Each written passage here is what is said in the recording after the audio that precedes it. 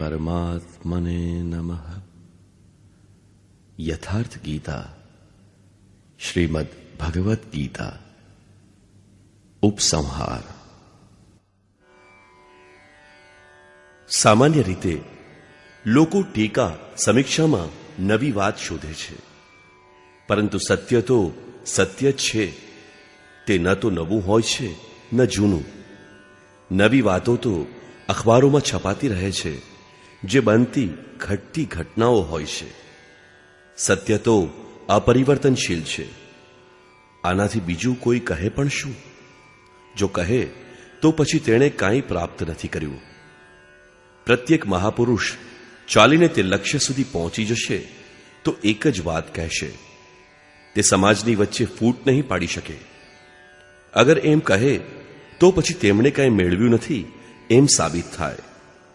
શ્રી કૃષ્ણએ પણ આ જ સત્ય કહ્યું, જે સત્ય પૂર્વે મનીષીઓએ જોયું હતું, મેળવ્યું હતું, અને ભવિષ્યમાં થનારા મહાપુરુષો પણ જો પ્રાપ્ત કરશે તો આ જ વાત કરશે. મહાપુરુષ અને તેમની કાર્યપ્રણાલી. મહાપુરુષ દુનિયામાં સત્યને નામે પ્રસરેલી અને સત્ય જેવી લાગતી કુરીતિઓનું શમન કરીને કલ્યાણના પથ પર પુરસ્કૃત કરે છે. આ માર્ગ પણ દુનિયામાં પહેલેથી હોય છે, પરંતુ એની સમાંતર એના જેવા લાગતા અનેક માર્ગો પ્રચલિત થાય છે. એમાંથી વસ્તુત સત્ય શું છે તે સત્ય શોધવું મુશ્કેલ બની જાય છે. પરંતુ મહાત્મા સત્યનિષ્ઠ હોવાથી એમાંના સત્યને પારખી શકે છે, એને નિશ્ચિત કરે છે અને સત્ય તરફ અભિમુખ થવા માટે સમાજને પ્રેરિત કરે છે. રામે પણ આ જ કર્યું, મહાવીરે કર્યું, બુદ્ધએ કર્યું, ઈશુએ કર્યું, તેમજ મહમ્મદે પણ આમ જ કર્યું. કબીર, ગુરુ નાનક વગેરેએ પણ આ જ કર્યું. મહાપુરુષો આ દુનિયામાંથી ચાલ્યા જાય છે ત્યારે પાછળના લોકો એમના બતાવેલા માર્ગ ઉપર ચાલવાને બદલે એમના જન્મસ્થળ, મૃત્યુસ્થળ તથા તેઓ જ્યાં ગયા હોય તે સ્થળોને પૂજવા લાગે છે. ધીમે ધીમે તેઓ એમની મૂર્તિ બનાવીને પૂજવા લાગે છે. પ્રારંભમાં તેઓ તેમની સ્મૃતિ જ સંભાળે છે, પરંતુ સમય જતા ભ્રમમાં પડી જાય છે અને આ ભ્રમ જ સમય જતા રૂઢિનું રૂપ લઈ લે છે. યોગેશ્વર શ્રી કૃષ્ણએ પણ તત્કાલીન સમાજમાં સત્યના નામ પર પોષાતા રીતિરિવાજોનું ખંડન કરીને સમાજને સુમાર્ગ ઉપર સ્થાપિત કર્યો. અધ્યાય 2ના 16મા શ્લોકમાં એમણે કહ્યું, હે અર્જુન, અસત વસ્તુનું અસ્તિત્વ જ નથી અને સત્યનો ત્રણેય કાળમાં અભાવ નથી.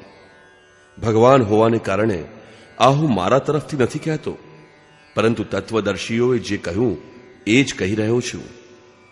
13મા અધ્યાયમાં એમણે ક્ષેત્ર અને ક્ષેત્રજ્ઞનું વર્ણન એ જ રીતે કર્યું, જે ઋષિભિઃ બહુધા ગીતમ, ઋષિઓએ પૂર્વે ગાન કર્યું હતું. 18મા અધ્યાયમાં ત્યાગ અને સંન્યાસના તત્વની ચર્ચા કરીને 4માંથી એક પસંદ કરી એને પોતાનું સમર્થન આપ્યું. સંન્યાસ.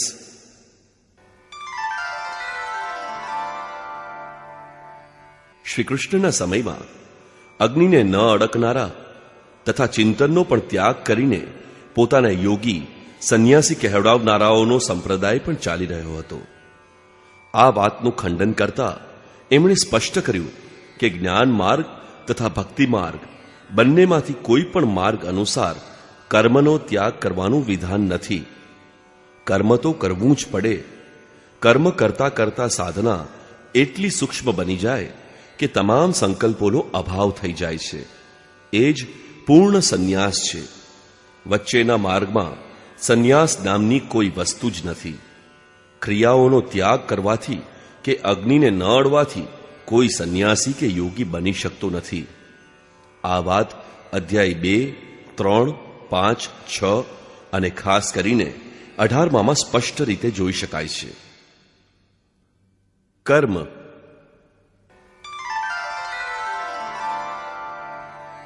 આવી જ ભ્રાંતિ કર્મના સંબંધમાં પણ જોવા મળે છે. અધ્યાય 2ના 39મા શ્લોકમાં એમણે જણાવ્યું કે હે અર્જુન, અત્યાર સુધી આ બુદ્ધિ તારે માટે સાંખ્ય યોગના વિષયમાં કહેવામાં આવી. હવે તું નિષ્કામ કર્મના વિષયમાં સાંભળ. નિષ્કામ બનીને તું કર્મોનું બંધન તોડી શકીશ. એનું થોડું પણ આચરણ મહાન જન્મ મરણના ભયમાંથી મુક્ત કરે છે. આ નિષ્કામ કર્મમાં નિશ્ચયાત્મક ક્રિયા એક જ છે, બુદ્ધિ એક જ છે, દિશા પણ એક જ છે. પરંતુ અવિવેકીઓની બુદ્ધિ અનંત શાખાઓ વાળી છે.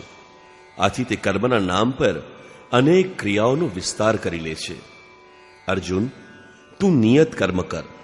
અર્થાત ક્રિયાઓ ઘણી છે, પરંતુ કર્મ નથી.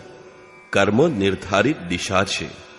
કર્મ એવી વસ્તુ છે જે જન્મ જન્માંતરથી ચાલી આવતા શરીરોની યાત્રાનો અંત લાવે છે. જો એક પણ જન્મ લેવો પડે તો યાત્રા પૂરી ક્યાં થઈ? યજ્ઞ.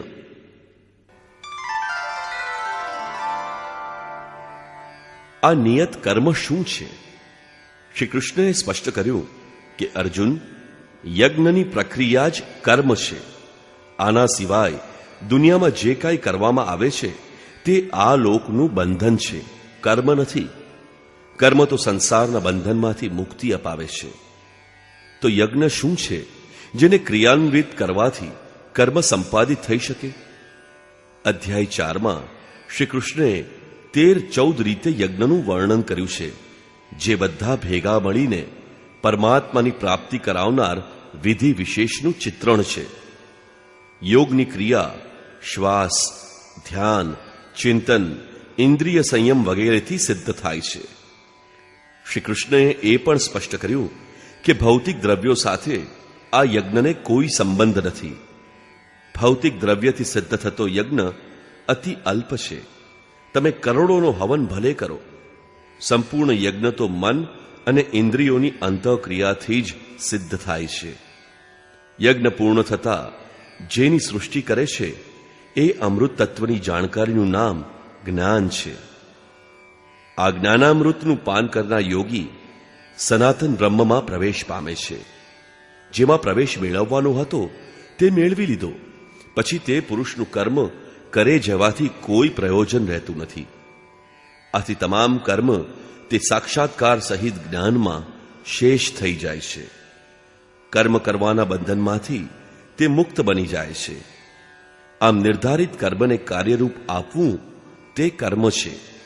કર્મનો શુદ્ધ અર્થ છે આરાધના. ગીતામાં આ નિયત કર્મ અથવા તદર્થ કર્મ અથવા યજ્ઞાર્થ કર્મ સિવાયનું બીજું કોઈ કર્મ નથી. આ અંગે શ્રી કૃષ્ણએ વારંવાર ભારપૂર્વક જણાવ્યું છે. 6ઠ્ઠા અધ્યાયમાં એમણે આને કાર્યમ કર્મ કહ્યું. 16મા અધ્યાયમાં કામ, ક્રોધ અને લોભનો ત્યાગ કરવાથી કર્મનો આરંભ થાય છે અને તેનાથી પરમ શ્રેય પ્રાપ્ત થાય છે એમ જણાવ્યું. સાંસારિક કર્મોમાં માણસ જેટલો વ્યસ્ત રહે એટલા જ પ્રમાણમાં એની પાસે કામ, ક્રોધ અને લોભ અધિક પ્રમાણમાં દેખાય છે. આ નિયત કર્મને એમણે વિધાનોક્ત કર્મની સંજ્ઞા આપી. ગીતા પોતાનામાં પૂર્ણ શાસ્ત્ર છે. સર્વોપરી શાસ્ત્ર વેદ છે. વેદોનો સાર ઉપનિષદ છે અને એ બધાનો સારાંશ શ્રી કૃષ્ણની આ વાણી ગીતા છે.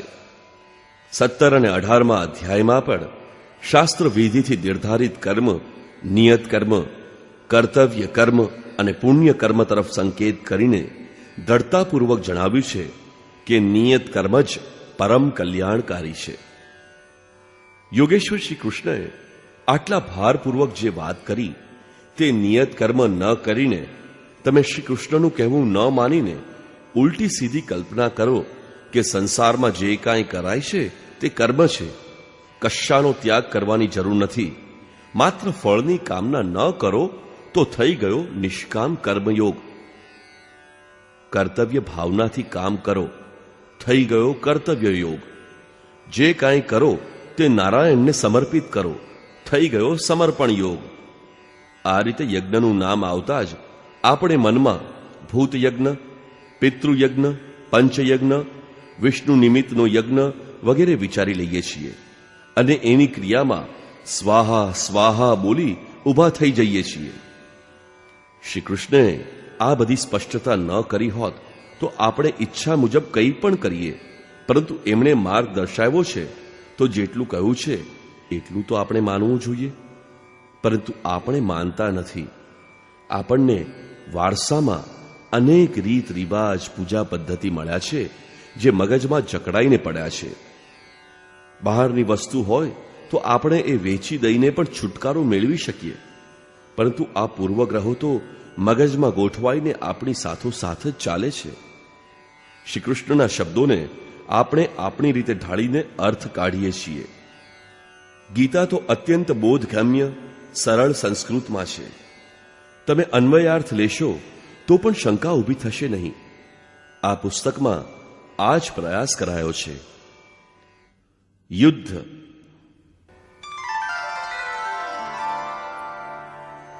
યજ્ઞ અને કર્મ એ બે પ્રશ્ન જ યથાર્થ સમજી લેવામાં આવે તો યુદ્ધ, વર્ણ વ્યવસ્થા, વર્ણ સંકર, જ્ઞાનયોગ, કર્મયોગ અથવા સંક્ષેપમાં સંપૂર્ણ ગીતા સમજમાં આવી જશે.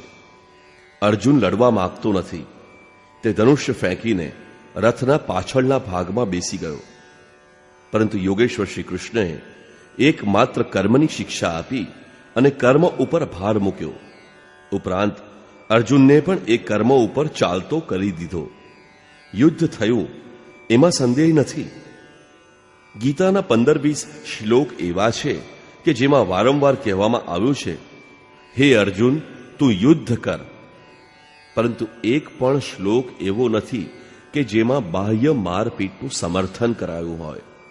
આ બાબતમાં અધ્યાય 2, 3, 11, 15 અને 18 જોવા. કેમ કે જે કર્મ ઉપર ભાર મૂક્યો હતો તે નિયત કર્મ તો એકાંતમાં તમામ વૃત્તિઓને સંકેલીને ધ્યાનમાં એકાગ્ર થવાથી થાય છે. કર્મનું આ જ સ્વરૂપ હોય તો યુદ્ધ કેવું? ગીતામાં કહેવાયેલી કલ્યાણની વાત યુદ્ધ કરનારાઓ માટે જ હોય તો તમે ગીતાથી કેડો છોડાવી લો. તમારી સામે તો અર્જુનના જેવી યુદ્ધની કોઈ પરિસ્થિતિ નથી. વાસ્તવમાં ત્યારે પણ એ પરિસ્થિતિ હતી અને આજે પણ એ પરિસ્થિતિ જેમની તેમ જ છે. ચિત્તને અંદર વાળી લઈને હૃદયમાં ધ્યાન ધરવાથી કામ, ક્રોધ, રાગ, દ્વેષ વગેરે વિકારો તમારા ચિત્તમાં ટકશે નહીં. આ વિકારો સામે સંઘર્ષ કરવો, એમનો અંત આણવો એ જ યુદ્ધ છે. વિશ્વમાં યુદ્ધ થતા જ રહે છે, પરંતુ એનાથી કલ્યાણ નહીં, વિનાશ થાય છે. એને શાંતિ કહો કે પરિસ્થિતિ કહો, બીજી કોઈ શાંતિ દુનિયામાં મળતી નથી. આત્મા શાશ્વત તત્વને પ્રાપ્ત કરે ત્યારે જ શાંતિ મળે છે. આ શાંતિ સાધનગમ્ય નથી. એના માટે નિયત કર્મ કરવું આવશ્યક છે. વર્ણ.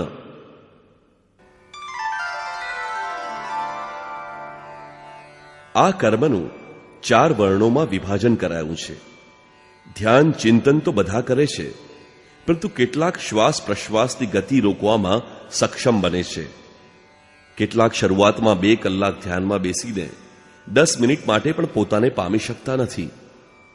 આવી સ્થિતિવાળો અલ્પજ્ઞ સાધક શુદ્ર શ્રેણીનો છે. તે પોતાની સ્વાભાવિક ક્ષમતા અનુસાર પરિચર્યાથી જ કર્મનો આરંભ કરે છે. ક્રમશઃ વૈશ્ય, ક્ષત્રિય અને બ્રાહ્મણના વર્ગની ક્ષમતા એના સ્વભાવમાં ઢળવા માંડે છે. એનો ઉત્કર્ષ થતો જશે. પરંતુ બ્રાહ્મણ શ્રેણી પણ દોષયુક્ત છે, કેમ કે હજુ પણ તે બ્રહ્મ અલગ છે. બ્રહ્મમાં પ્રવેશ મેળવતા તે બ્રાહ્મણ રહેતો નથી. વર્ણનો અર્થ છે આકૃતિ. આ શરીર એ તમારી આકૃતિ નથી. જેવી તમારી વૃત્તિ એવી તમારી આકૃતિ છે. શ્રી કૃષ્ણ કહે છે, અર્જુન, પુરુષ શ્રદ્ધામય છે. આથી ક્યાંક ને ક્યાંક એની શ્રદ્ધા અવશ્ય હોય છે. જેવી વૃત્તિ તેવો પુરુષ. વર્ણ એ તો કર્મની ક્ષમતાનો આંતરિક માપદંડ છે. પરંતુ લોકોએ તે નિયત કર્મ છોડીને બહારના સમાજમાં જન્મના આધાર પર જાતિઓને વર્ગનું નામ આપી એમનો વ્યવસાય નક્કી કરી આપ્યો. આ તો એક સામાજિક વ્યવસ્થા માત્ર હતી. તે કર્મના યથાર્થ રૂપને તોડે છે, મરોડે છે. જેથી એની ખોખલી સામાજિક મર્યાદા અને જીવિકાને ઠેસ ન પહોંચે. કાલાંતરમાં વર્ણનું નિર્ધારણ માત્ર જન્મથી થવા લાગ્યું, પરંતુ આવું કશું છે જ નહીં. શ્રી કૃષ્ણએ કહ્યું કે 4 વર્ણોની સૃષ્ટિ મેં બનાવી છે. શું ભારતની બહાર સૃષ્ટિ નથી? અન્યત્ર તો આ જાતિઓનું અસ્તિત્વ પણ નથી. ભારતમાં જ લાખો જાતિઓ અને પેટા જાતિઓ છે. શ્રી કૃષ્ણએ શું મનુષ્યની વહેંચણી કરી હતી? ગુણોના આધારે કર્મ વહેંચવામાં આવ્યું. કર્મનું વિભાજન થયું. કર્મ સમજાશે તો વર્ણ પણ સમજાશે, અને વર્ણ સમજાશે તો વર્ણ સંકરનું યથાર્થ સ્વરૂપ પણ સમજાઈ જશે. વર્ણ સંકર.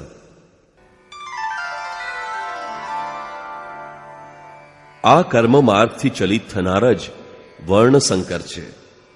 આત્માનો શુદ્ધ વર્ણ પરમાત્મા છે. એમાં પ્રવેશ અપાવનાર કર્મથી દૂર જઈને પ્રકૃતિમાં મિશ્રિત થવું, તેનું નામ વર્ણ સંકરતા.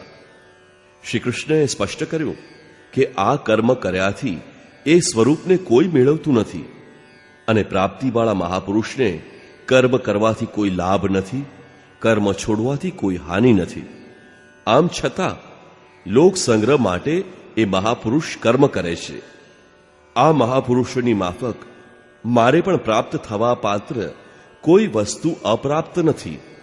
આમ છતાં પાછળવાળાઓની ઈચ્છાને કારણે હું કર્મ કરું છું. કર્મ ન કરું તો બધા વર્ણસંકર થઈ જાય. સ્ત્રીઓ દૂષિત થતા વર્ણસંકર પેદા થવાનું સાંભળ્યું છે, પરંતુ અહીં શ્રી કૃષ્ણ કહે છે કે સ્વરૂપમાં સ્થિત મહાપુરુષ કર્મ ન કરે તો લોકો વર્ણસંકર થઈ જાય. એ મહાપુરુષની નકલ કરીને આરાધના બંધ કરી દેવાથી પ્રકૃતિમાં ભટકવું પડે છે. આથી આ કર્મ કરીને જ પરમ નૈષ્કર્મ્યની સ્થિતિ, પોતાના શુદ્ધ વર્ણ પરમાત્માને પ્રાપ્ત કરી શકાય છે. જ્ઞાન યોગ તથા કર્મયોગ. કર્મ એક જ છે, નિયત કર્મ, આરાધના. પરંતુ એ કરવા માટે 2 દ્રષ્ટિકોણ છે. પોતાની શક્તિ સમજીને હાનિ લાભનો નિર્ણય લઈને કર્મ કરવું તે જ્ઞાન યોગ છે. આ માર્ગનો સાધક જાણે છે કે આજે આ સ્થિતિ છે, પરંતુ આગળ જતા હું આ ભૂમિકામાં પ્રવેશ કરી શકીશ, અને ત્યારે હું મારું સ્વરૂપ પ્રાપ્ત કરી શકીશ. આ ભાવના મનમાં રાખીને તે કર્મમાં પ્રવૃત્ત થાય છે. પોતાની સ્થિતિની જાણકારી સાથે તે આગળ વધે છે. આથી તે જ્ઞાન માર્ગી કહેવાય છે. સમર્પણની ભાવના સાથે એ જ કર્મ કરવું. હાનિ લાભનો નિર્ણય ઈષ્ટ પર છોડવો એ નિષ્કામ કર્મયોગ છે, ભક્તિ માર્ગ છે. બંનેના પ્રેરણાદાતા સદ્ગુરુ છે. એક જ મહાપુરુષ પાસેથી જ્ઞાન મેળવીને એક સ્વાવલંબી બની કર્મમાં પ્રવૃત્ત થાય છે, જ્યારે બીજો એમની પાસેથી શિક્ષણ લઈને એમના ઉપર જ નિર્ભર રહીને કર્મ કરે છે. બંને વચ્ચે ફરક માત્ર એટલો જ છે.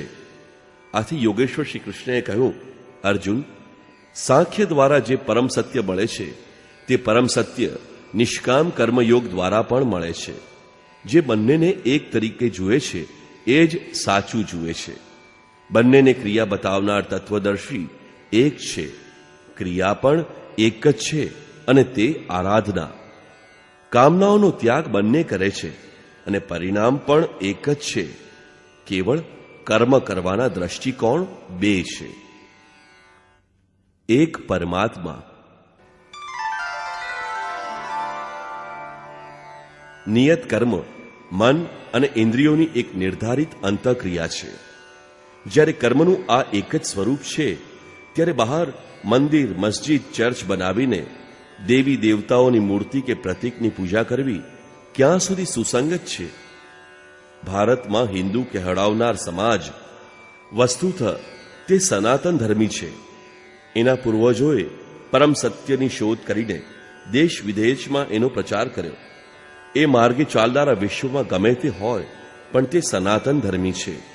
આટલો ગૌરવશાળી હિન્દુ સમાજ છે.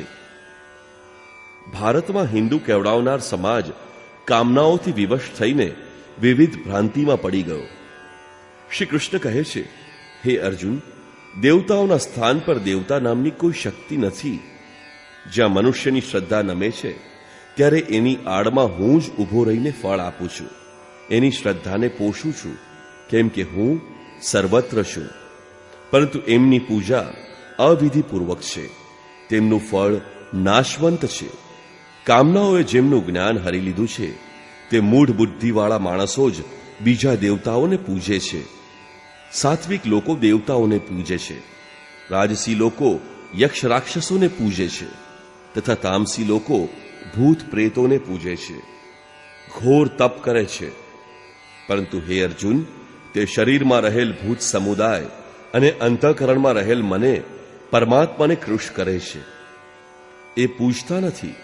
આથી એ લોકોને તું આસુરી વૃત્તિવાળા સમજ.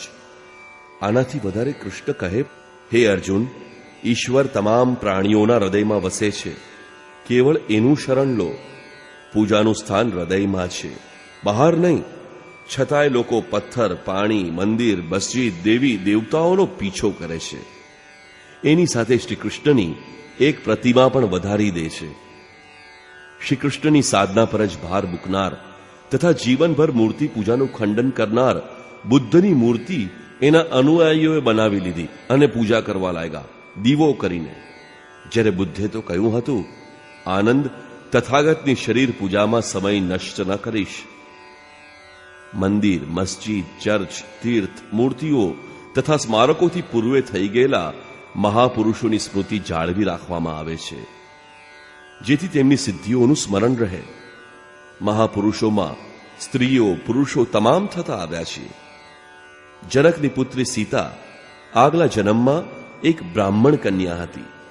પોતાના પિતાની પ્રેરણાથી પરબ્રહ્મની પ્રાપ્તિ માટે એણે તપસ્યા કરી, પરંતુ સફળ ન થઈ શકી. બીજા જન્મમાં રામને પ્રાપ્ત કર્યા અને ચિન્મય, અવિનાશી, આદિશક્તિના રૂપમાં પ્રતિષ્ઠિત થઈ. બરાબર આ જ રીતે રાજકુલમાં ઉત્પન્ન થયેલ મીરામાં પરમાત્માની ભક્તિ સ્ફુરિત થઈ. બધું છોડીને તે ભગવાનના ચિંતનમાં લાગી ગઈ, અડચણો વેઠી અને સફળ થઈ. તેની સ્મૃતિ જાળવવા મંદિરો થયા, સ્મારક થયા, જેથી સમાજ એમના ઉપદેશમાંથી બળ પ્રાપ્ત કરી શકે. મીરા, સીતા અથવા તે પક્ષના શોધનાર પ્રત્યેક મહાપુરુષ આપણો આદર્શ છે. આપણે એમના પગલે પગલે ચાલવું જોઈએ, પરંતુ આપણે એમના ચરણોમાં ફૂલ ચડાવીને, ચંદન ચોખા ચડાવીને બેસી રહીશું અને એટલામાં જ આપણા કર્તવ્યોની ઇતિશ્રી માનીશું તો એનાથી મોટી ભૂલ બીજી કઈ હશે? સામાન્ય રીતે જેનો આદર્શ હોય એની મૂર્તિ, ચિત્ર, પાદુકા, એમનું સ્થાન અથવા એમને સંબંધિત કાંઈ પણ જોવા સાંભળવાથી મનમાં શ્રદ્ધા ઉમટી આવે છે. આ યોગ્ય પણ છે. હું પણ મારા ગુરુદેવના ચિત્ર પર થૂકી ન શકું, એમના ચિત્રને કચરા પેટીમાં ફેંકી શકું નહીં, કેમ કે તે મારો આદર્શ છે. એમની પ્રેરણા તથા ઉપદેશ પ્રમાણે મારે ચાલવાનું છે. એમનું જે સ્વરૂપ છે ક્રમશઃ ત્યાં સુધી ચાલીને એમની પ્રાપ્તિ કરવી, એ જ ઉદ્દેશ છે. આ જ સાચી પૂજા છે. જે આદર્શ હોય એનો અનાદર ન કરીએ ત્યાં સુધી તો બધું બરાબર છે, પરંતુ એના પર પત્ર પુષ્પ ચડાવીને એને જ ભક્તિ માની લેવાથી કે એને જ કલ્યાણનું સાધન માની લેવાથી લક્ષ્યથી દૂર ભટકી જવાશે. પોતાની આદર્શ વ્યક્તિઓના ઉપદેશ હૃદયમાં ઉતારીને એ માર્ગે ચાલવાની પ્રેરણા પ્રાપ્ત કરવા માટે જ સ્મારકોનો ઉપયોગ છે. પછી ભલે તેને તમે આશ્રમ, મંદિર, મસ્જિદ, ચર્ચ, મઠ, વિહાર, ગુરુદ્વારા કે બીજું કોઈ પણ નામ આપો.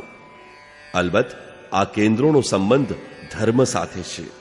જેની પ્રતિમા છે એણે શું કર્યું, શું મેળવ્યું, કેવી રીતે એણે તપસ્યા કરી, કેવી રીતે પ્રાપ્તિ કરી, માત્ર આટલું જ શીખવા માટે અમે ત્યાં પહોંચીએ છીએ અને પહોંચવું પણ જોઈએ.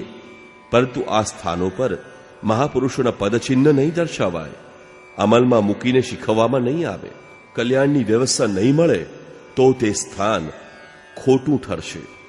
ત્યાં તમને માત્ર રૂઢિ મળશે. ત્યાં જવામાં તમને નુકસાન થશે. વ્યક્તિગત સ્વરૂપે ઘેર ઘેર, ગલી ગલી જઈને ઉપદેશ પહોંચાડવાને બદલે આ સામૂહિક ઉપદેશ કેન્દ્રોના રૂપમાં ધાર્મિક સંસ્થાઓની સ્થાપના કરવામાં આવી. પરંતુ સમય જતાં આ સ્થળોએ મૂર્તિ પૂજા તથા રૂઢિઓએ ધર્મનું સ્થાન પ્રાપ્ત કરી લીધું. ત્યાં ભ્રમનો ઉછેર થવા માંડ્યો. ગ્રંથ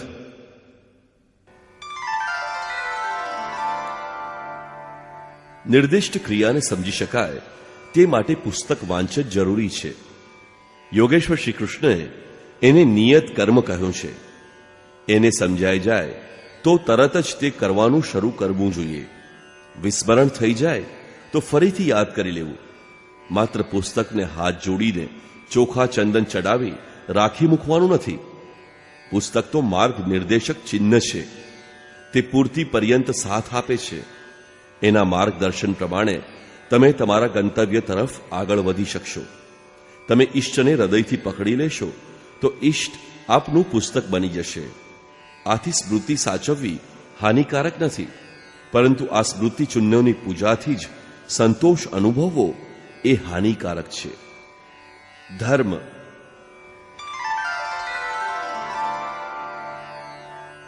અધ્યાય બીજાના 16થી 29 શ્લોક સુધીમાં યોગેશ્વર શ્રી કૃષ્ણના મત પ્રમાણે અસત વસ્તુનું અસ્તિત્વ નથી અને સતનો કદાપી અભાવ નથી.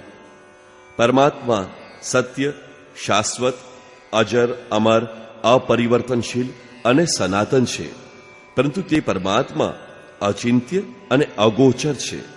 ચિત્તના તરંગોથી પર છે. હવે ચિત્તનો નિગ્રહ કેમ થાય?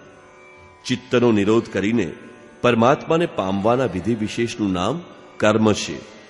આ કર્મને કાર્યરૂપ આપવું એ જ ધર્મ છે, જવાબદારી છે. ગીતાના અધ્યાય બીજાના 40મા શ્લોકમાં ભગવાને કહ્યું કે હે અર્જુન, કર્મયોગમાં આરંભનો નાશ નથી. કર્મરૂપી ધર્મની થોડીક સાધના પણ જન્મ મરણના ભયથી મુક્ત કરે છે. અર્થાત આ કર્મને કાર્યરૂપ આપવું એ જ ધર્મ છે. આ નિયત કર્મ સાધન પથના સાધકને ક્ષમતા અનુસાર 4 ભાગમાં વહેંચવામાં આવ્યા છે. કર્મને સમજીને મનુષ્ય જ્યારે કર્મનો આરંભ કરે ત્યારે તે પ્રારંભિક અવસ્થામાં શુદ્ર છે. ધીમે ધીમે તેની વિધિ સમજવા માંડે ત્યારે તે વૈશ્ય છે. પ્રકૃતિના સંઘર્ષનો સામનો કરવાની ક્ષમતા અને શૌર્ય આવતા એ જ વ્યક્તિ ક્ષત્રિય બને છે. બ્રહ્મમાં તદ્રુપ થવાની ક્ષમતા એ જ્ઞાન, વાસ્તવિક જાણકારી, વિજ્ઞાન, ઈશ્વરવાણી મળવી, એ અસ્તિત્વ પર નિર્ભર રહેવાની ક્ષમતા, આવી યોગ્યતા આવતા જ એ વ્યક્તિ બ્રાહ્મણ બને છે.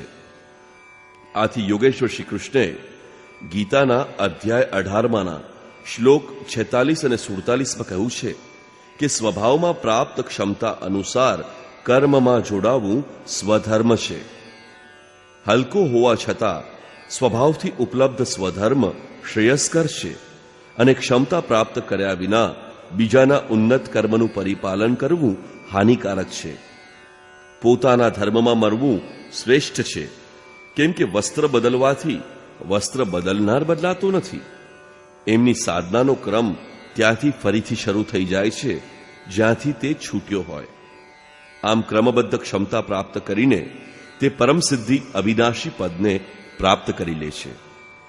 આ વાત ઉપર ફરીથી ભાર મૂકીને કહ્યું કે સ્વભાવથી પ્રાપ્ત ક્ષમતા અનુસાર મનુષ્ય પરમાત્માથી તમામ પ્રાણીઓની ઉત્પત્તિ થઈ અને જે સર્વત્ર વ્યાપ્ત છે તેની યોગ્ય રીતે પૂજા કરીને તે પરમ સિદ્ધિ મેળવે છે. અર્થાત નિશ્ચિત વિધિથી એક પરમાત્માનું ચિંતન કરવું એ જ ધર્મ છે. ધર્મમાં કોને પ્રવેશ મળે છે? એ મેળવવાનો અધિકાર કોને છે? આ અંગે યોગેશ્વરે કહ્યું, હે અર્જુન, અત્યંત દુરાચારી પણ મને અનન્ય ભાવથી ભજે. અનન્ય એટલે અન્ય નહીં, પરંતુ મારા સિવાય બીજા કોઈને પણ ન ભજતા કેવળ મને ભજે તે ખૂબ જ જલ્દીથી ધર્માત્મા થઈ જાય છે. એનો આત્મા ધર્મ સાથે જોડાય છે. આથી શ્રી કૃષ્ણ અનુસાર પરમાત્મામાં અનન્ય નિષ્ઠાથી લાગનાર વ્યક્તિ જ ધર્માત્મા છે. પરમાત્માની પ્રાપ્તિ માટે નિયત કર્મનું આચરણ કરે તે ધર્માત્મા છે.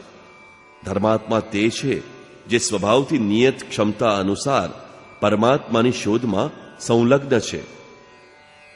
અંતમાં કહે છે કે સર્વધર્માન પરિત્યજ્ય મામેકમ શરણમ વ્રજ. હે અર્જુન, બધા ધર્મોને છોડીને એક મારા શરણમાં આવ. આથી એક પરમાત્મા પ્રતિ સમર્પિત વ્યક્તિ જ ધાર્મિક છે. એક પરમાત્મામાં શ્રદ્ધા સ્થિર કરવી એ જ ધર્મ છે. એક જ પરમાત્માની પ્રાપ્તિની નિશ્ચિત ક્રિયા કરવી ધર્મ છે. આ સ્થિતિએ પહોંચેલા મહાપુરુષ, આત્મસંતુષ્ટ મહાપુરુષનો સિદ્ધાંત જ સૃષ્ટિમાં એકમાત્ર ધર્મ છે. આ મહાપુરુષોએ પરમાત્માને કેવી રીતે મેળવ્યા એ જાણવા એમના શરણમાં જવું જોઈએ. તેઓ કયા માર્ગે ચાલ્યા તે માર્ગ હંમેશા એક જ છે. એ માર્ગે ચાલવું એ જ ધર્મ છે. ધર્મ મનુષ્યના આચરણની વસ્તુ છે. તે આચરણ કેવળ એક જ છે. વ્યવસાયાત્મિકા બુદ્ધિ રેકેહ કૃનંદન. આ કર્મયોગમાં નિશ્ચયાત્મક ક્રિયા એક જ છે. ઇન્દ્રિયોની ચેષ્ટા અને મનના વ્યાપારને સંયમિત કરીને આત્મામાં પરસ્પર બ્રહ્મમાં પ્રવાહિત કરવા. ધર્માંતર.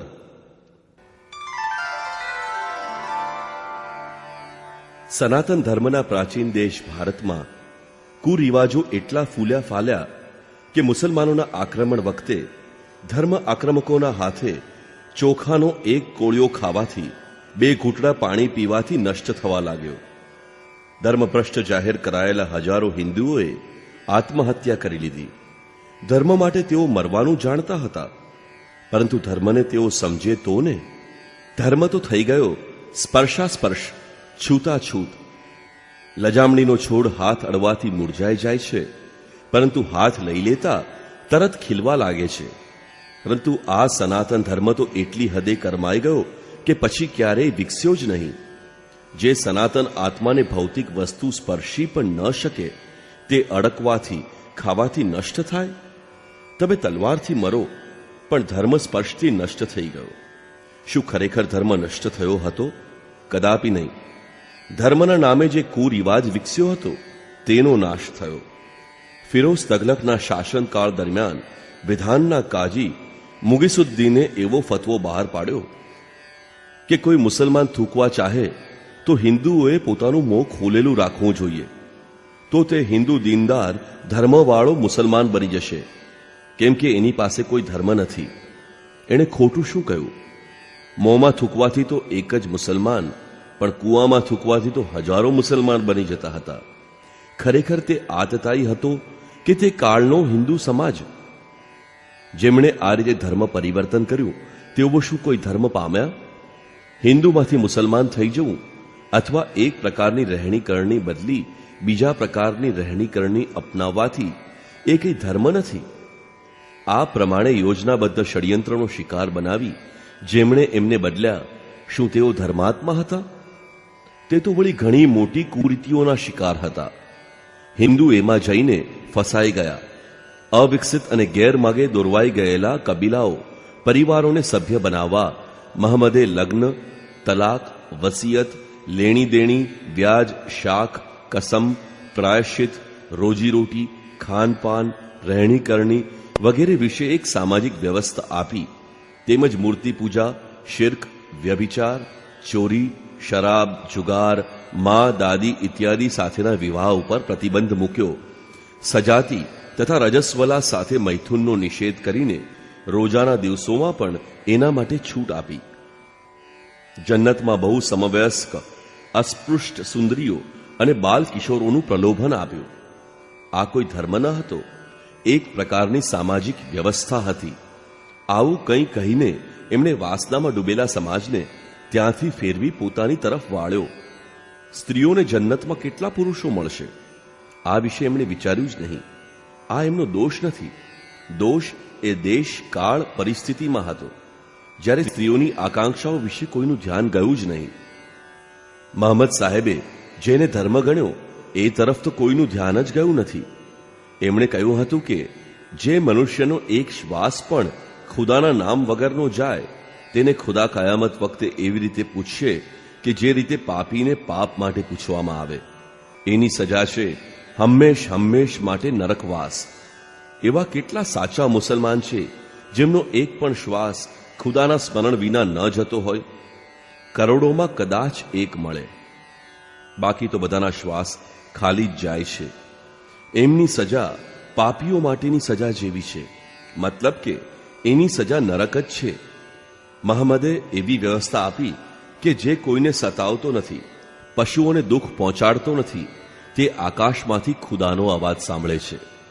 આ સર્વ સ્થાનો માટે હતું, પરંતુ અનુયાયીઓએ એમાંથી એવો રસ્તો કાઢ્યો કે મક્કામાં એક મસ્જિદ છે જેમાંથી લીલું ઘાસ તોડવું ન જોઈએ.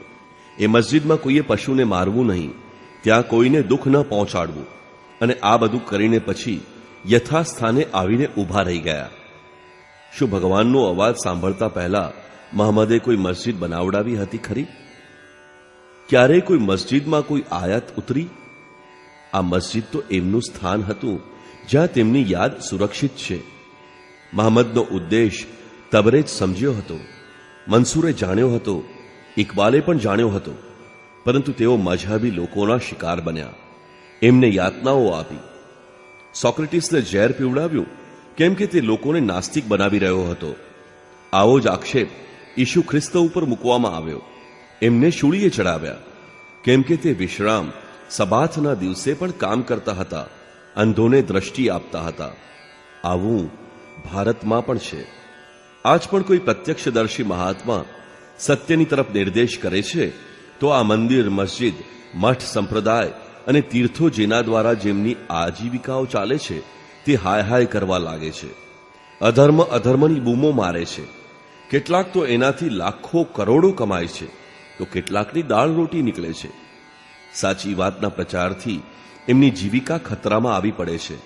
તે સત્યને પાંગરવા દેતા નથી, દઈ શકે પણ નહીં. આ સિવાય એમના વિરોધ માટે બીજું કોઈ કારણ નથી. ભૂતકાળમાં આ સ્મૃતિ કેમ રાખવામાં આવી હતી એનું એમને ભાન પણ નથી. ગૃહસ્થોનો અધિકાર. લોકો ઘણીવાર પૂછે છે કે કર્મનું આ જ સ્વરૂપ હોય, એમાં એકાંતનું સેવન, ઇન્દ્રિય સંયમ, નિરંતર ચિંતન અને ધ્યાન ધરવાનું હોય તો ભગવદ્ ગીતા ગૃહસ્થો માટે નિરુપયોગી છે. આમ હોય તો ગીતા માત્ર સાધુઓ માટે છે, પરંતુ આવું નથી. ખરેખર તો ગીતા જે માર્ગનો પથિક છે અથવા પથિક બનવા માગે છે તેના માટે છે. ગીતા માનવ માત્ર માટે એક સરખી ઉપયોગી છે. સદગૃહસ્થો માટે એનો વિશેષ ઉપયોગ છે, કેમ કે ત્યાંથી કર્મનો આરંભ થાય છે. શ્રી કૃષ્ણએ કહ્યું હતું કે હે અર્જુન, આ નિષ્કામ કર્મયોગમાં આરંભનો પણ નાશ થતો નથી. એનું થોડુંક પણ આચરણ જન્મ મરણના મહાન ભયમાંથી છુટકારો આપે છે.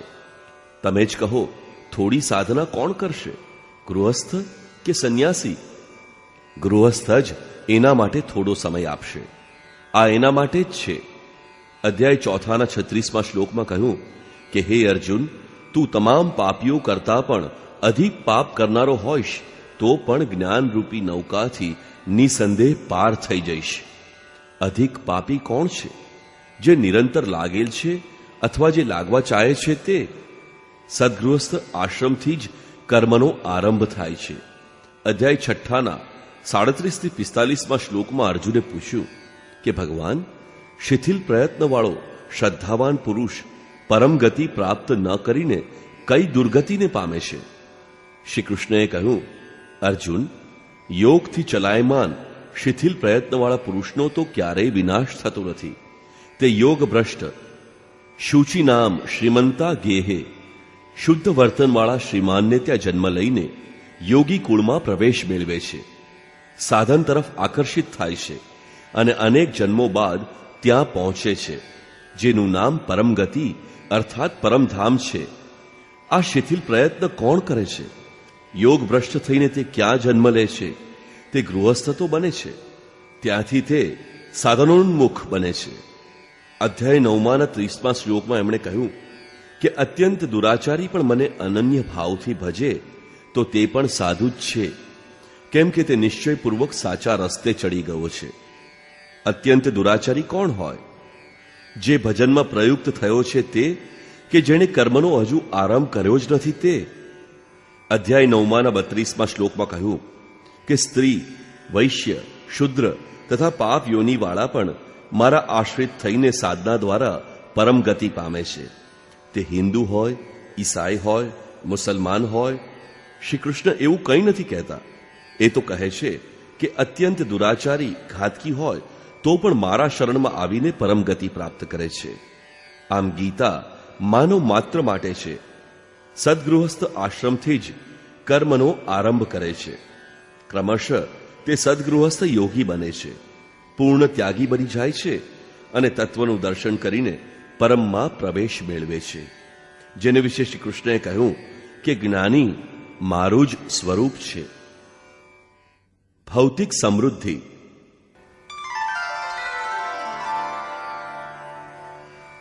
ગીતા પરમ કલ્યાણ કરે છે. સાથોસાથ મનુષ્યો માટે આવશ્યક ભૌતિક વસ્તુઓનું પણ વિધાન કરે છે. અધ્યાય 9 20, 21 અને 22 શ્લોકમાં યોગેશ્વર શ્રી કૃષ્ણ કહે છે કે ઘણા લોકો નિર્ધારિત વિધિથી બને પૂજીને બદલામાં સ્વર્ગની કામના કરે છે. એમને વિશાળ સ્વર્ગલોક મળે છે, જે હું જ આપું છું. જે માગશો તે હું આપીશ, પરંતુ ઉપભોગ પછી તે સમાપ્ત થઈ જશે, કારણ કે સ્વર્ગનો ભોગ પણ નશ્વર છે. એમણે ફરીથી જન્મ લેવો પડશે. હા, મારી સાથે સંકળાયેલ હોવાથી તે નાશ નહીં પામે, કેમ કે હું કલ્યાણ સ્વરૂપ છું. હું એને ભોગ આપું છું અને ધીમે ધીમે નિવૃત્ત કરાવીને ફરીથી તેમને કલ્યાણમાં પ્રવૃત્ત કરી દઉં છું. ક્ષેત્ર.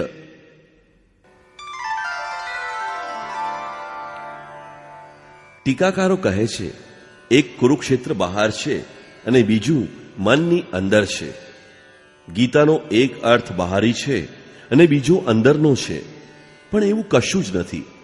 વક્તા એક વાત કહે છે, પરંતુ શ્રોતા પોતાની બુદ્ધિને અનુરૂપ જ તેને પકડી શકે છે. એટલા માટે અનેક અર્થ પ્રતીત થાય છે.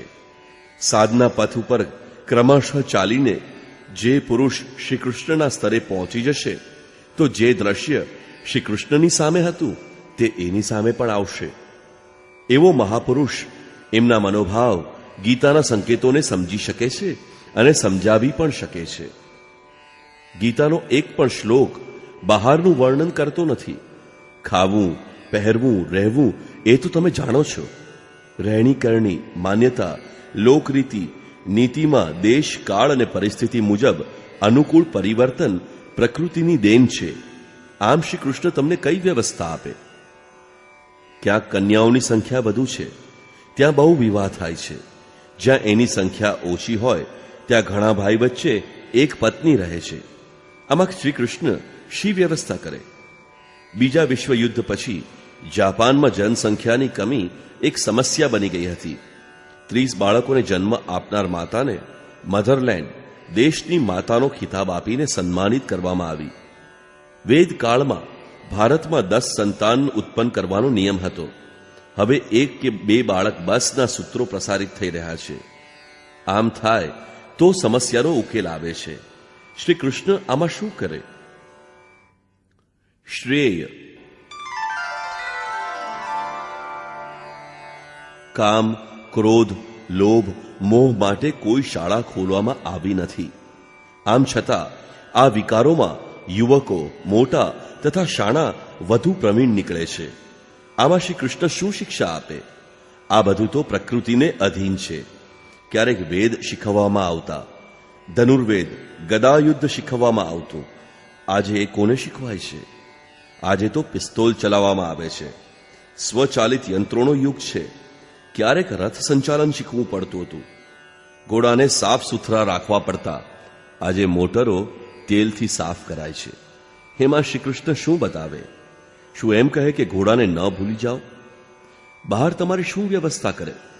પહેલા સ્વાહા બોલવાથી વર્ષા થતી, હવે સાધનોથી વર્ષા કરાય છે. પહેલા પાકનો આધાર વરસાદ ઉપર હતો, આજે ઈચ્છા મુજબ પાક લઈ શકાય છે. યોગેશ્વર શ્રી કૃષ્ણ કહે છે કે પ્રકૃતિથી ઉત્પન્ન ગુણો દ્વારા પરવશ થઈને મનુષ્ય પરિસ્થિતિ અનુસાર ઘડાય છે. ગુણ જાતે જ એને ઢાળવામાં સક્ષમ બને છે. તે ભૌતિક શાસ્ત્ર, સમાજશાસ્ત્ર, શિક્ષણશાસ્ત્ર, અર્થશાસ્ત્ર, તર્કશાસ્ત્ર વગેરે ઘડતો રહે છે. એક જ વસ્તુ એવી છે જે મનુષ્ય નથી જાણતો, નથી ઓળખી શકતો. આ વસ્તુ છે તો એની પાસે, પરંતુ એનું એને વિસ્મરણ થયું છે. ગીતા સાંભળીને અર્જુનની સ્મૃતિ તો પાછી આવી ગઈ. આ સ્મૃતિ પરમાત્માની છે. આ સ્મૃતિ હૃદયમાં હોવા છતાં એનાથી ઘણી દૂર છે. મનુષ્ય એને મેળવવા માગે છે, પરંતુ એને રસ્તો મળતો નથી.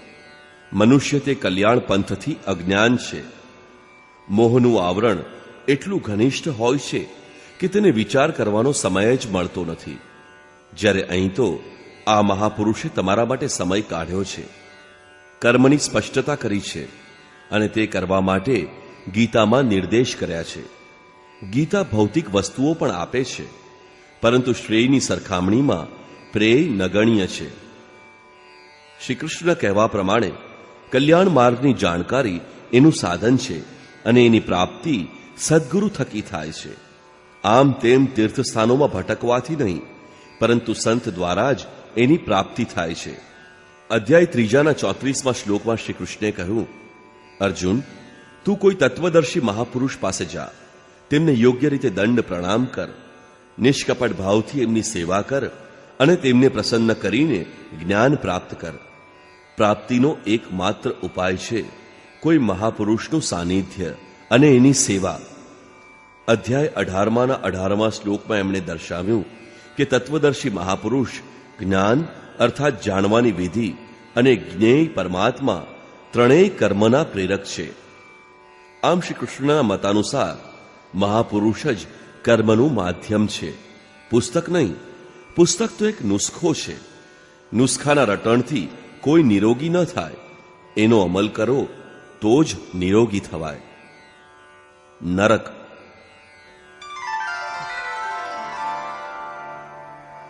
અધ્યાય 16ના 16મા શ્લોકમાં આસુરી સંપત્તિનું વર્ણન કરતા યોગેશ્વરે જણાવ્યું કે અનેક રીતે ભ્રમિત ચિત્તવાળો, મોહમાં ફસાયેલો આસુરી સ્વભાવનો મનુષ્ય અપવિત્ર નરકમાં જાય છે. પ્રશ્ન થવો સ્વાભાવિક છે કે નરક કેવું અને કોને કહે છે. આ ક્રમમાં સ્પષ્ટતા કરી છે કે મારો દ્વેષ કરનાર નરાધમોને હું વારંવાર આસુરી યોનિમાં નાખું છું. આ જ નરક છે. આ નરકનું દ્વાર કયું છે? એમણે કહ્યું કે કામ, ક્રોધ અને લોભ નરકના 3 દ્વાર છે, જ્યાંથી આસુરી સંપત્તિ એકત્રિત થાય છે. આથી વારંવાર કીડા, પતંગિયા, પશુ વગેરે યોનિઓમાં આવવું પડે છે. એ જ નરક છે. પિંડદાન.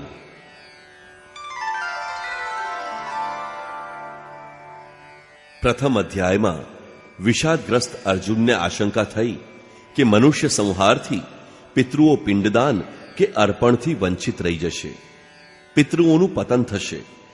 આ બાબતમાં શ્રી કૃષ્ણએ કહ્યું કે હે અર્જુન, તને આ અજ્ઞાન ક્યાંથી થયું? યોગેશ્વરે સમજાવ્યું કે જે રીતે મનુષ્ય ફાટેલા વસ્ત્રો ઉતારીને નવા ધારણ કરે છે, બરાબર એ જ રીતે આ આત્મા જીર્ણ શરીર છોડીને તત્કાલ શરીર રૂપી નવીન વસ્ત્ર ગ્રહણ કરે છે. અહીં શરીર એ માત્ર વસ્ત્ર છે, અને આત્માએ માત્ર વસ્ત્ર બદલ્યું છે, તે મર્યો નથી. નશ્વર શરીર બદલ્યું છે, એની વ્યવસ્થા પૂર્વવત છે. તો એને ભોજન, પિંડદાન, આસન, શૈયા, સવારી, આવાસ, જળ વગેરેથી કેવી રીતે તૃપ્ત કરાય? આથી યોગેશ્વરે એને અજ્ઞાન કહ્યું છે. અધ્યાય 15ના 7મા શ્લોકમાં આ જ બાબત ઉપર ભાર મૂકતા જણાવ્યું કે આત્મા મારો સનાતન અંશ છે, મારું જ સ્વરૂપ છે.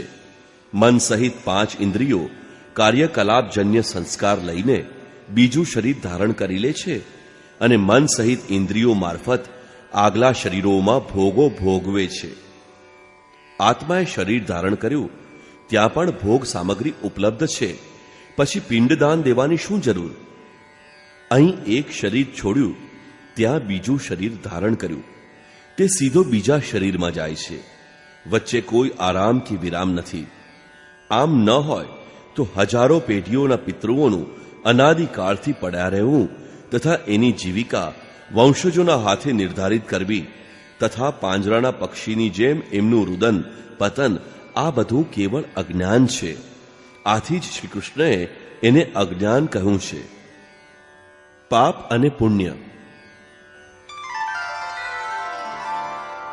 આ અંગે સમાજમાં અનેક ભ્રાંતિ પ્રવર્તે છે.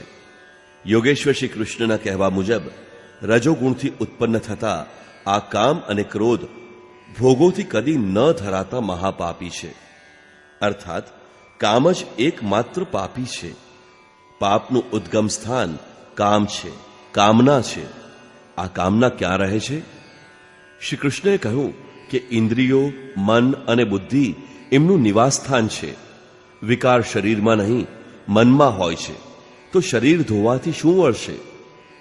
શ્રી કૃષ્ણના મત અનુસાર મનની શુદ્ધિ થાય છે નામ જપથી, ધ્યાનથી, સમકાલીન કોઈ તત્વદર્શી મહાપુરુષની સેવાથી, એમના પ્રત્યે સમર્પણ ભાવથી.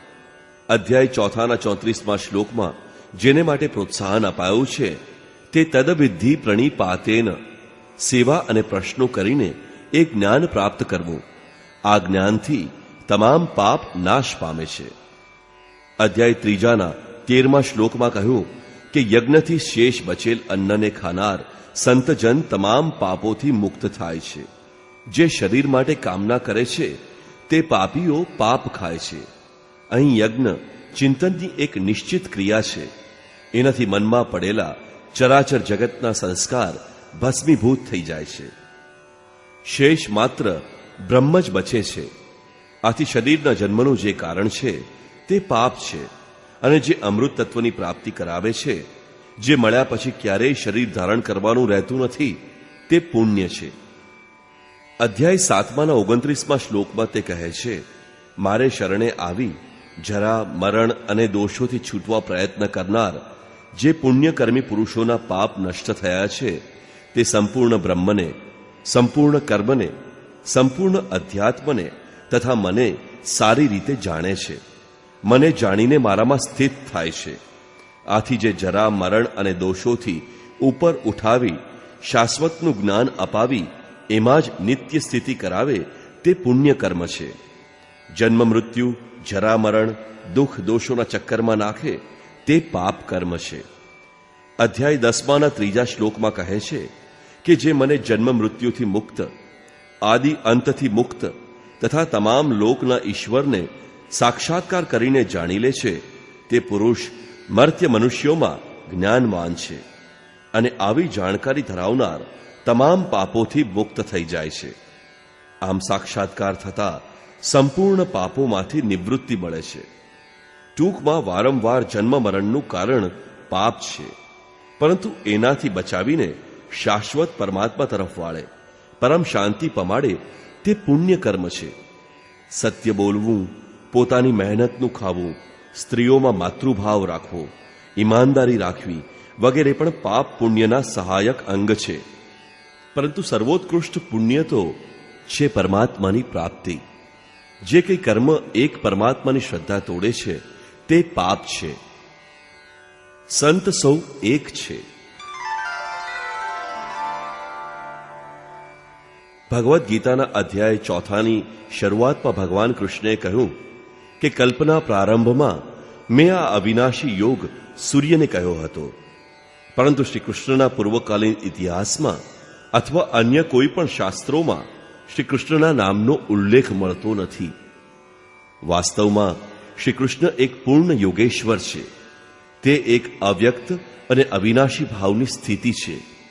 પરમાત્મા મેળવવાની ક્રિયા અર્થાત યોગનો સૂત્રપાત કરાયો તો વાસ્તવમાં આવી સ્થિતિવાળા મહાપુરુષે જ કર્યો. પછી ભલેને તે રામ હોય કે ઋષિ જરથુષ્ટ કેમ ન હોય. આ જ ઉપદેશ ઈસુ ખ્રિસ્ત, મહમ્મદ, ગુરુ નાનક વગેરેએ પણ આપ્યો, પરંતુ આ કહ્યું હતું શ્રી કૃષ્ણએ. આમ બધા મહાપુરુષો સમાન જ છે, બધા એક જ છે.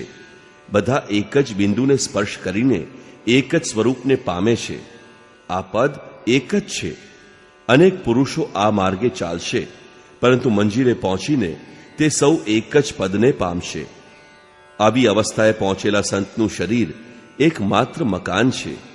તે શુદ્ધ આત્મ સ્વરૂપ છે. આવી સ્થિતિએ પહોંચેલા મહાપુરુષોએ જે કહ્યું તે યોગેશ્વરે જ કહ્યું.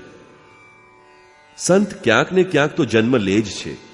પૂર્વમાં કે પશ્ચિમમાં, કાળા કે ધોળા પરિવારમાં, પૂર્વ પ્રચલિત કોઈ ધર્માવલંબીઓની વચ્ચે, અબોધ કબીલામાં સામાન્ય જીવન જીવનાર ગરીબ અથવા અમીરોમાં જન્મ લઈને પણ સંત એમની પરંપરાવાળા થતા નથી. એ તો પોતાના લક્ષ્ય પરમાત્માને પકડીને સ્વરૂપ તરફ અગ્રેસર થાય છે. એના ઉપદેશમાં જાતિપાતિ, વર્ગભેદ, રંગભેદ કે અમીર ગરીબને દિવાલ રહેતી નથી. એની દ્રષ્ટિએ નર માદાનો ભેદ પણ રહેતો નથી. મહાપુરુષોના મરણ બાદ અનુયાયીઓ પોતાનો સંપ્રદાય બનાવીને સંકુચિત થઈ જાય છે. કોઈ મહાપુરુષની પાછળ ચાલનાર યહૂદી થઈ જાય છે, તો કોઈના અનુયાયી ઈસાઈ, મુસલમાન, સનાતની વગેરે થઈ જાય છે. પરંતુ આ દિવાલોથી સંતનો સમાગમ કદી થતો નથી. સંત ન તો સાંપ્રદાયિક છે, ન તેની કોઈ જાતિ છે. સંત કેવળ સંત જ છે. એને કોઈ સામાજિક સંગઠનમાં બાંધવાની જરૂર નથી. આમ દુનિયાભરના સંતો ગમે તે કબીલામાં જન્મ્યા હોય કે કોઈ પણ ધર્મ સંપ્રદાયવાળા એમની પૂજા અધિક કરતા હોય, પરંતુ કોઈ પણ સંપ્રદાયના પ્રભાવમાં આવીને આવા સંતોની ટીકા કરવી જોઈએ નહીં, કેમ કે તે નિરપેક્ષ છે. દુનિયાના કોઈ પણ સ્થાનમાં ઉત્પન્ન સંતની નિંદા કરવી યોગ્ય નથી. કોઈ આવું કરે છે તો તે પોતાની અંદર રહેલા અંતર્યામી પરમાત્માને દુર્બળ કરી રહ્યો છે. તે પરમાત્માથી દૂર થઈ રહ્યો છે. સ્વયં પોતાની હાનિ કરી રહ્યો છે. સંસારમાં જન્મ લેનાર પૈકી કોઈ તમારો સાચો હિતેચ્છુ હોય તો તે સંત છે. આમ એમના પ્રતિ સહૃદયી રહેવું દુનિયાભરના લોકો માટે મૂળ કર્તવ્ય છે. એનાથી વંચિત થવું તે પોતાને દગો દેવા બરાબર છે. વેદ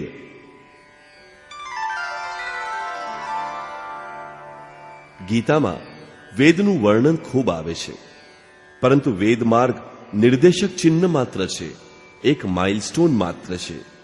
મંજિલે પહોંચી ગયા પછી વ્યક્તિને એનો કોઈ ઉપયોગ રહેતો નથી. અધ્યાય 2 શ્રી કૃષ્ણએ કહ્યું, હે અર્જુન, વેદ 3 ગુણો પર પ્રકાશ નાખી શકે છે. તું વેદોના કાર્યક્ષેત્રથી ઉપર ઉઠ. અધ્યાય 2 શ્લોકમાં કહ્યું, તમામ બાજુએથી પરિપૂર્ણ સ્વચ્છ જળાશય મળી જાય પછી નાના જળાશયોની મનુષ્યને જેમ જરૂર નહીં રહે, બરાબર એ જ રીતે બ્રહ્મ જ્ઞાન મેળવેલ મહાપુરુષ અર્થાત બ્રાહ્મણોને પણ વેદોથી એટલું જ પ્રયોજન રહે છે, પરંતુ બીજાઓ માટે તો એનો ઉપયોગ રહે જ છે. અધ્યાય 8 શ્લોકમાં કહ્યું, અર્જુન, મને તત્વથી સારી રીતે જાણી લીધા પછી યોગી વેદ, યજ્ઞ, તપ, દાન વગેરે પુણ્ય ફળોને પાર કરીને સનાતન પદ મેળવે છે. અર્થાત જ્યાં સુધી વેદ જીવિત છે, યજ્ઞ કરવાના રહે છે, ત્યાં સુધી સનાતન પદની પ્રાપ્તિ થતી નથી. અધ્યાય 15ના પ્રારંભમાં ભગવાને દર્શાવ્યું કે ઉપર પરમાત્મા જેનું મૂળ છે અને નીચે કીટ પતંગિયા સુધીની પ્રકૃતિ જેની શાખા પ્રશાખા છે, એવો સંસાર પીપળાનું એક અવિનાશી વૃક્ષ છે. જે એને મૂળ સહિત જાણે છે તે વેદનો જ્ઞાતા છે. આ જાણકારી મહાપુરુષ દ્વારા જ મળે છે. એ બતાવે એ જ ભજન છે. પુસ્તક અને પાઠશાળા પણ એમના તરફ જ પ્રેરે છે. ઓમ.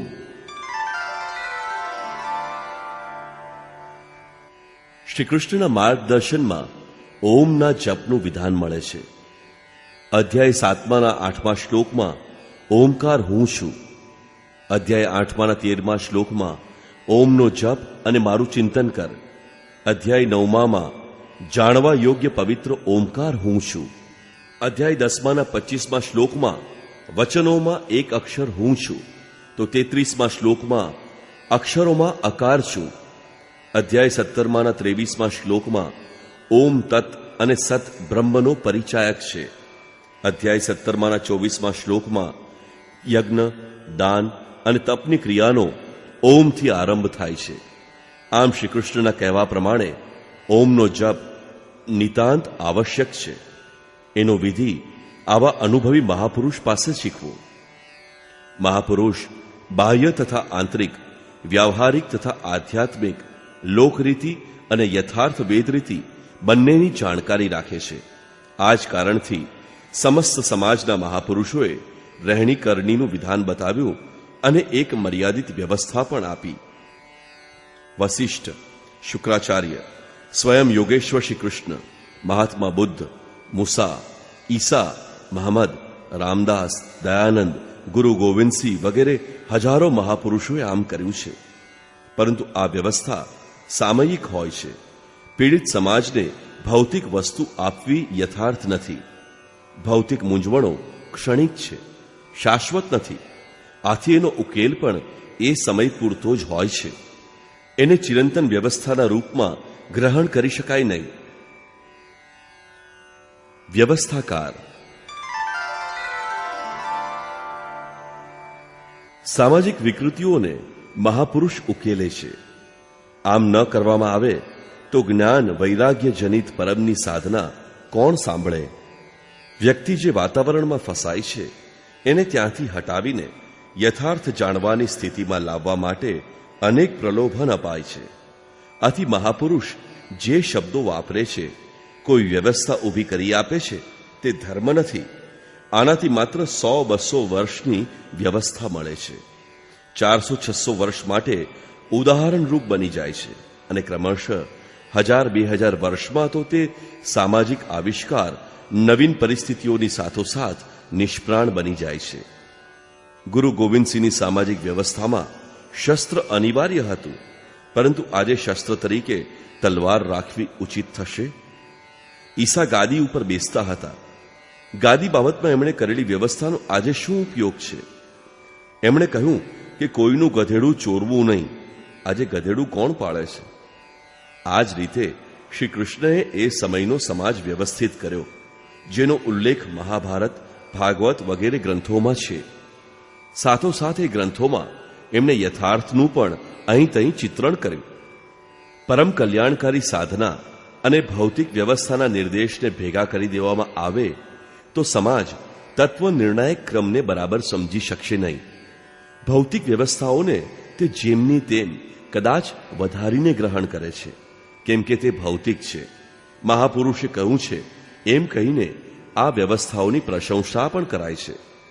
આ લોકો મહાપુરુષની વાસ્તવિક ક્રિયાને તોડી મરોડીને ભ્રામક બનાવી દે છે. વેદ, રામાયણ, મહાભારત, બાઇબલ, કુરાન વગેરે તમામ પ્રતિ પૂર્વગ્રહયુક્ત ધૂંધળી ધારણાઓ જ શેષમાં રહી છે. મનુષ્ય માત્ર માટે ગીતા. પતંજલિ વગેરે અનેક મહાપુરુષોએ પરમ શ્રેયની યથાર્થ વિધિને સામાજિક વ્યવસ્થાથી દૂર કરીને અલગ પ્રસ્તુત કરી. શ્રી કૃષ્ણ પણ અલગ કરવાનું ઉચિત કલ્યાણકારી સમજ્યા. ઉત્તમ અધિકારી સમક્ષ જ એમણે આ કહ્યું. શ્રી કૃષ્ણે વારંવાર કહ્યું કે તું અતિશય પ્રીતિ રાખનાર ભક્ત હોય, કલ્યાણની ઈચ્છાથી હું આ કહું છું. આ અત્યંત ગુપ્ત છે. અંતમાં કહ્યું, જો ભક્ત નથી તો પ્રતીક્ષા કરો, એમને આ રસ્તા ઉપર લાવો, પછી એમને માટે કહો. આ મનુષ્ય માત્ર માટે યથાર્થ કલ્યાણનું એકમાત્ર સાધન છે, જેનું ક્રમબદ્ધ વર્ણન શ્રી કૃષ્ણ કથિત ગીતા છે. પ્રસ્તુત ટીકા.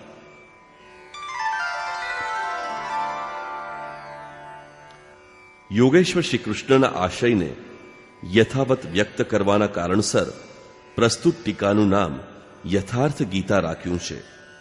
ગીતા સ્વયં પૂર્ણ સાધના ગ્રંથ છે. તે બૌદ્ધિક સ્તર ઉપર જાણી શકાય તેમ નથી. આથી તે અનુભવાય છે, પ્રતીત થાય છે. આથી જો કાંઈ ન સમજાય તો કોઈ તત્વદર્શી મહાપુરુષના સાનિધ્યમાં સમજવાનો પ્રયત્ન કરવો. નિવેદન. યથાર્થ ગીતા યોગેશ્વર શ્રી કૃષ્ણની પરમ પુનિત વાણી શ્રીમદ ભગવદ્ ગીતાનો જ અર્થ છે. એમાં તમારા હૃદયમાં રહેલા પરમાત્માની પ્રાપ્તિનું નિધાન છે. પરમાત્માની પ્રાપ્તિ બાદ કરેલું ચિત્રણ છે. અવહેલનાની દ્રષ્ટિએ આનો ઉપયોગ વર્જિત છે. એમ કરવા જતાં આપણે આપણા લક્ષ્યથી વંચિત રહી જઈએ. આના શ્રદ્ધાપૂર્વક અધ્યયનથી માનવ પોતાના કલ્યાણનું પૂરેપૂરું સાધન પ્રાપ્ત કરે છે અને યત્કિંચિત પણ ગ્રહણ કરશે તો પરમ શ્રેયને પ્રાપ્ત કરી લેશે. કારણ કે આ ઈશ્વર માર્ગમાં આરંભનો નાશ કદી નથી થતો. ઓમ શાંતિ શાંતિ